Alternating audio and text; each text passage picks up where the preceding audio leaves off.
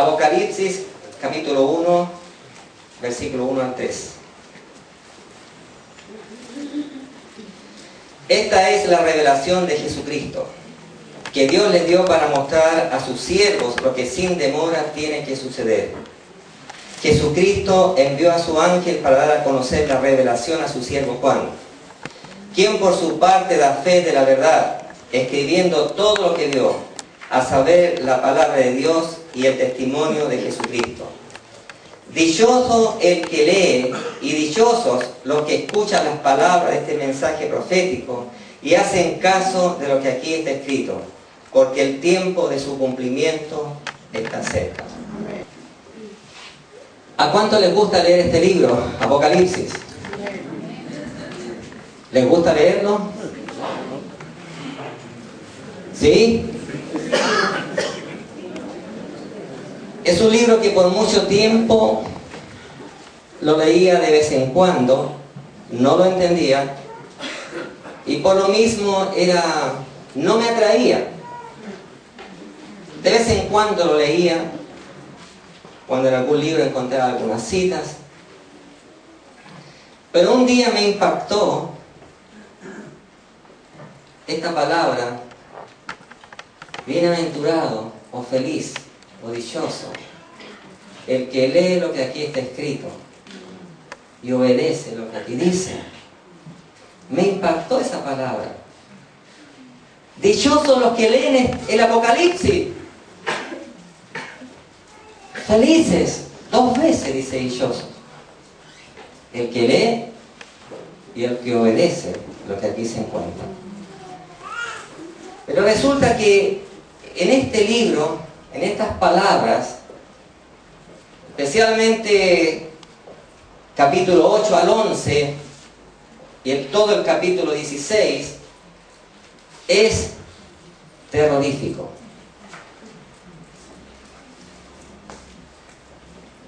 Es terrorífico.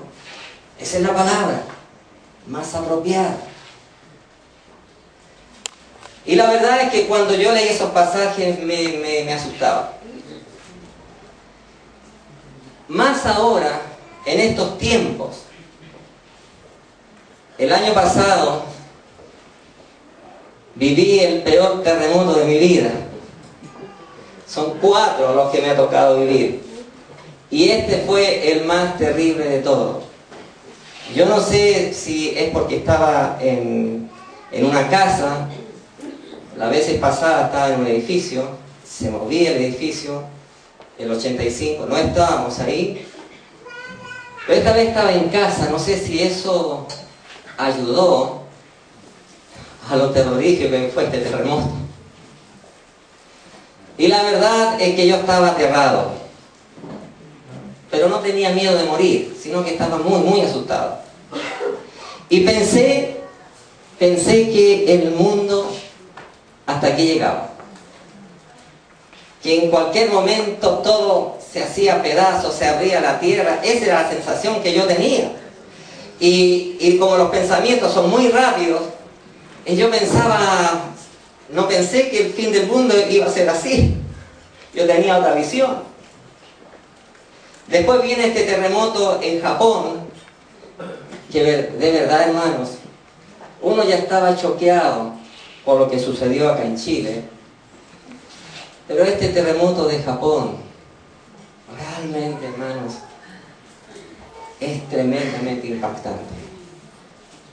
La fuerza del mar derribando edificios que se veían tan sólidos y que eran llevados por el agua como si fueran papel. Entonces, encontramos aquí en estos capítulos de Apocalipsis cosas más terribles todavía.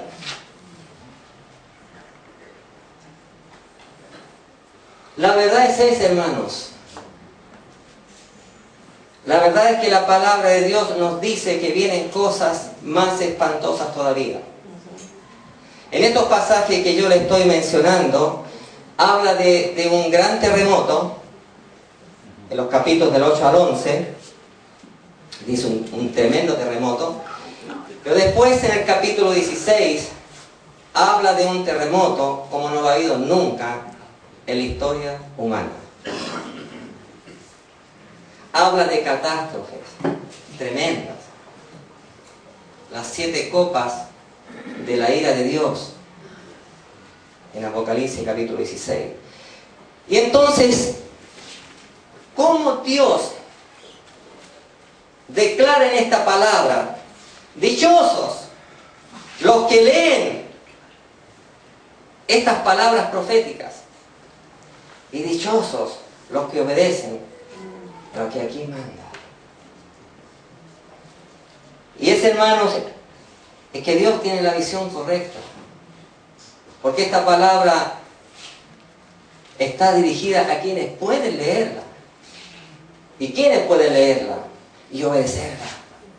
Solamente aquellos que han creído que Jesucristo es el Hijo de Dios. Amén. Que se han bautizado en Él, que han resucitado con Él. Amén. Y con Él están sentados en lugares celestiales. Aleluya. Aquellos que tienen identidad de hijos y de hijas de Dios. Aleluya. Para ellos es esta palabra. Dichosos los que leen y lo obedecen. Porque estos dichosos son hijos e hijas de Dios. Hombres y mujeres sellados con el Espíritu Santo. Hombres y mujeres que son templos del Espíritu Santo. Amén. Amén. Hombres y mujeres que su estilo de vida es que han captado la exhortación que hace el Señor en Romanos 12:12, constantes en oración. 1 Tesalonicenses 5:17, orando sin cesar. Efesios 6:18, orando en todo tiempo. Y añade, y velando en ello, en esa oración, por todos los hijos de Dios, o por todos los santos, o por todo el cuerpo de Cristo. En otras palabras, estos hijos e hijas de Dios están tomando el consejo, el mandamiento de Jesús, de Juan 15:5. Permanezcan en mí y yo en ustedes, porque sin mí nada pueden hacer. Permanezcan en mí. Todos estos pasajes en cuanto a la oración no es otra cosa que comunión con el Señor. Vivan en permanente comunión conmigo. Y eso es lo que nos da paz, seguridad. Pero, ¿qué van a orar? ¿Qué le van a decir a Dios estos santos? Apocalipsis 5:8 y Apocalipsis 8:3 y 4, voy a leer este último, hablan lo mismo en un punto. Dice, versículo 3 del capítulo 8, Apocalipsis. Se acercó otro ángel y se puso de pie frente al altar. Tenía un incensario de oro y se le entregó mucho incienso para ofrecerlo, junto con las oraciones de todo el pueblo de Dios sobre el altar de oro que está delante del trono.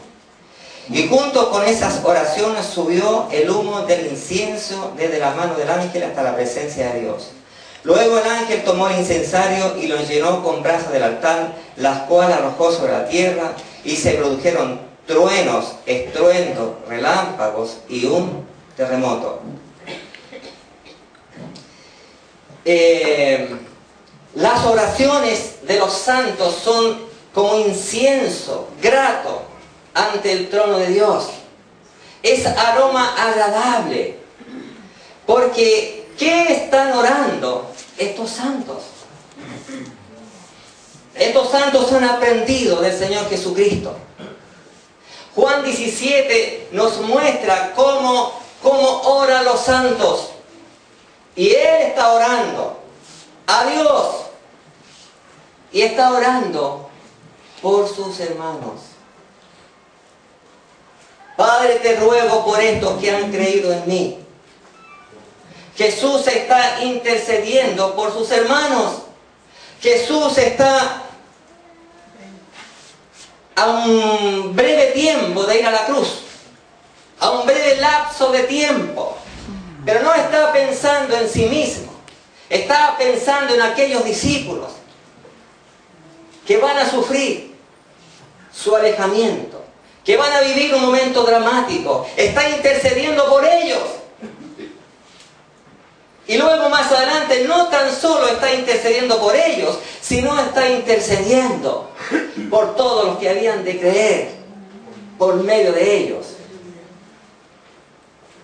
Y la oración del Señor fue respondida por el Padre. Y somos fruto de esa oración. Ellos nos legaron este bendito Evangelio. Estos santos han aprendido a vivir el amor de Cristo. Han tomado consejo de Filipenses 2:4, donde dice, no buscando solamente sus propios intereses, sino también buscando los intereses de los demás. Igual como Jesús nos muestra en Juan 17. Entonces, estos son los dichosos. Estos son los hombres y mujeres que, aunque vienen todos estos cataclismos, todas estas calamidades, todos estos desastres, se van a mantener con la frente en alta, con gozo, con fe, animando a los que están perdidos. Vengan acá, vengan al arca de la salvación, vengan a Cristo. Y no tan solo eso. Segunda de Pedro 1:4 dice que en Cristo Dios nos ha dado preciosas y magníficas promesas. Preciosas, bellísimas, magníficas promesas. Por esa razón, dichosos los que leen este libro. Una promesa. Apocalipsis 3:10. Voy a leer dos versiones. La Reina Valera dice así: por cuanto has guardado la palabra de mi paciencia, yo también te guardaré de la hora de la prueba que ha de venir sobre el mundo entero, para probar a los que moran sobre la tierra. Quiero que tengamos presente la palabra paciencia.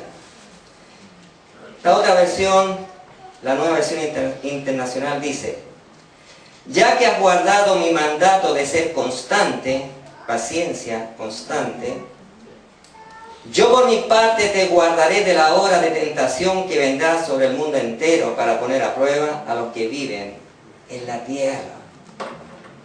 Yo te guardaré.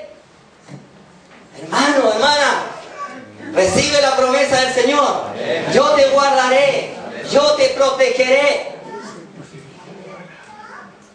Hebreos 13:5 dice: nunca te dejaré, nunca te desampararé. Promesas magníficas. Por eso podemos ser dichosos. Pero acá dice: porque has guardado mi paciencia y has sido constante. ¿A qué le suena esto? ¿Le suena cosas gratas o cosas no gratas? A ver. No gratas. No gratas. Tiene que ver con sufrimiento. Hermano, hermana, Dios conoce tus sufrimientos. Dios conoce cuando estás a solas con tu angustia, con tus dolores, con a veces desesperanza, cuando todo se nos pone negro, cuando tenemos que orar: así es mi vida, Señor, perdóname, me cuesta creer, perdóname, Dios, esta situación me abate, me cuesta creer, ayúdame por favor. Y Dios obra. ¿Cuántos en en algún momento se han encontrado sin fe? A ver, manito arriba. No es así. En el reino de Dios no existen campeones de la fe. Hay un apóstol, y no saben cuánto me bendice que apóstoles, profetas son todos débiles porque igual. Estábamos en Concepción en un encuentro y este hombre nos predicó, nos ministró con una fe tremenda. Nos hizo reír, llorar, de todo. Después oró con nosotros. Y en un momento de alabanza, es un hermano que tiene un ministerio precioso de Brasil. Estábamos alabando y de repente experimenté en mi corazón orar por él. Dije, ¿cómo voy a orar por este campeón de la fe? Pero le hago caso al Señor con un poco de timidez. Voy y le digo, ¿sabes? Tengo una oración para ti. Y él, pero así, amén, baja su cabeza. Yo pongo las manos y este hombre, tan lleno de gracia, hermano, me impactó como clamaba. Mientras yo oraba, él decía, sí, por favor, te necesito tanto, Dios, por favor. Clamaba.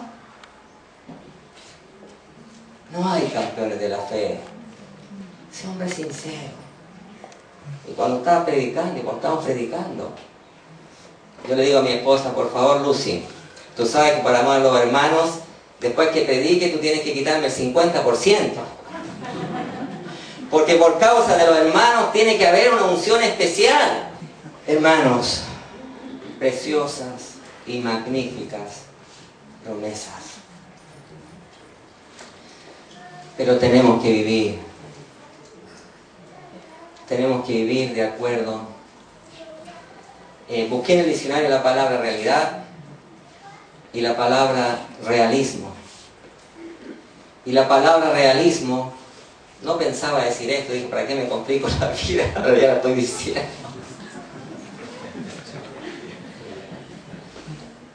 Realismo tiene que ver con una experiencia real, pero que nos hace reaccionar de acuerdo a esa realidad, de acuerdo a lo que nos está mostrando. Eso es realismo. Y si hay realismo en nuestra vida, nos tiene que hacer reaccionar para tomarnos del Señor. Pero para tomarnos del Señor como Él quiere que nos tomemos. Vas a sufrir conmigo. Vas a sufrir conmigo, pero vamos a vencer. Porque yo estoy contigo. Amén. Si Dios es por nosotros, ¿quién contra nosotros? Pero en esto, hermanos, yo soy majadero en esto. La vida del reino se vive en el hogar. El amor a Cristo, nuestra unidad con Cristo empieza en el hogar. Y ahí a veces vamos exagerando, vamos a sangrar. Es así. Y lamentablemente en estos tiempos la tendencia es hacernos víctimas. El esposo de la esposa del esposo.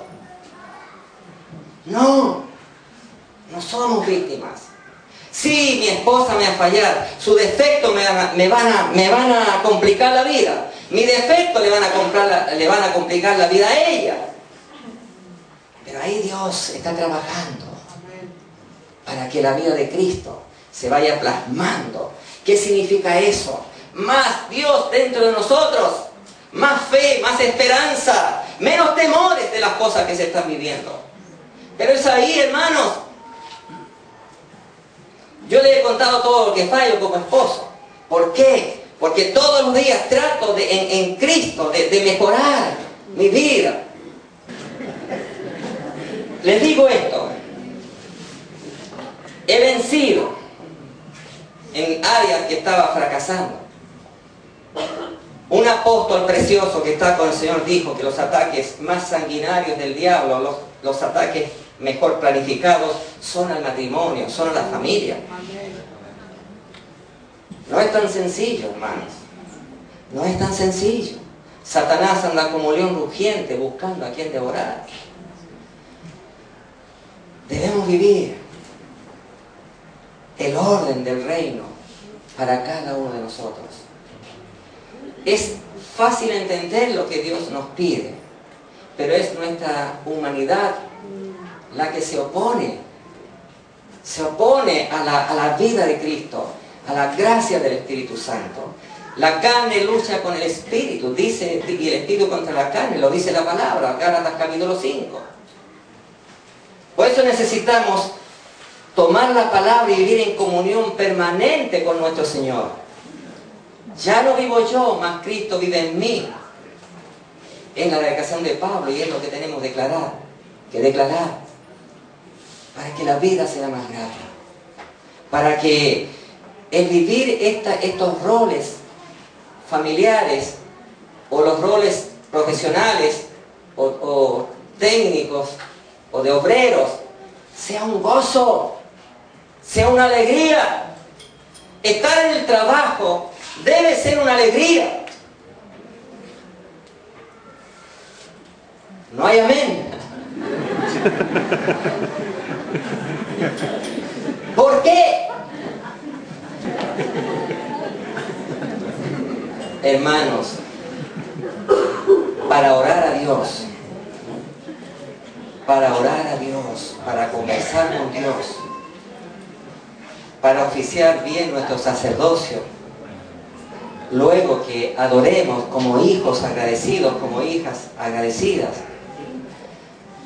tenemos que conocer la palabra, hermanos. Cuando Pedro dice en 1 de Pedro capítulo 3 versículo 12 que los ojos del Señor, los ojos de Dios están sobre los justos, sobre sus hijos, sobre sus hijas, y sus oídos atentos a sus oraciones. Es una palabra que Jesús dijo en Juan 11. Padre, yo sé que tú siempre me escuchas, y una palabra que está en el Antiguo Testamento. Jesús oraba con el Padre en base a la palabra. Le respondió al diablo en Mateo 4 la tentación en base a la palabra. Nuestras oraciones tienen que ser en base a la palabra, o si no nuestras oraciones se vuelven ineficaces. Santiago 4 dice que piden y no reciben porque piden mal. Parafraseando, dice, piden egoístamente. Pero las oraciones basadas en la palabra, en el propósito de Dios, en lo que Dios ha dicho, esas son las oraciones que leíamos en capítulo 8 de Apocalipsis, lo que hace que el reino se ponga en movimiento, el trono de Dios se mueve, vienen las órdenes a los ángeles y vienen a la tierra. Los truenos, el terremoto, eso son cosas espirituales, movimiento tremendo de parte de Dios. Ese terremoto puede ser un avivamiento tremendo en algún lugar. En ese contexto, no es catástrofe, es movimiento del Espíritu Santo, es movimiento de los millares de ángeles de Dios. Entonces, hermanos, por todo lo expuesto, dichosos los que leen este libro y obedecen lo que aquí está escrito. ¿A qué temeremos si Dios es por nosotros? Amén.